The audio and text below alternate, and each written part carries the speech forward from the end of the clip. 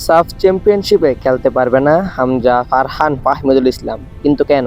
আমরা জানি সাফ চ্যাম্পিয়নশিপ হবে নভেম্বরের 4 তারিখ থেকে 17 তারিখের মধ্যে। আগস্ট মাসের 1 তারিখে সাফ চ্যাম্পিয়নশিপের ফাইনাল ড্র ঘোষণা করা হয়েছে। সেখানে বাংলাদেশের প্রতিপক্ষ হচ্ছে শ্রীলঙ্কা ও ভুটান। শ্রীলঙ্কার মতো ভালো প্রতিপক্ষ পেয়েও কেন হামজা, ফাহমিদুল, ফারহান খেলবে না সাফের হয়ে?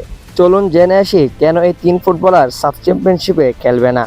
মূলত ফাহমিদুল, হামজা চৌধুরী ও ফারহান ওয়াহিদ সাফের 4 তারিখ থেকে 10 তারিখের মধ্যে যে ম্যাচগুলো হবে সেই ম্যাচগুলো মিস করতে চলেছে। কারণ নভেম্বরের ফিফা উইন্ডো শুরু হবে 9 তারিখ থেকে, আর সেখান থেকে 4 তারিখ থেকেই ম্যাচ শুরু হতে চলেছে সাফ চ্যাম্পিয়নশিপের 10 তারিখের পর যে ম্যাচগুলো হবে সেই ম্যাচগুলোতে হামজা, ফারহান ও ফাহমিদুল উপস্থিত থাকবে।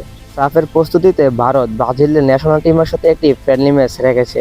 অন্যদিকে বাংলাদেশ কিরগিজস্তানের সাথে ফ্রেন্ডলি ম্যাচটি বাতিল করে দিয়েছে। সাফ চ্যাম্পিয়নশিপের আগে কার সাথে ফ্রেন্ডলি ম্যাচ খেলবে তা এখনো প্রকাশ করেনি থমাস ডুলি।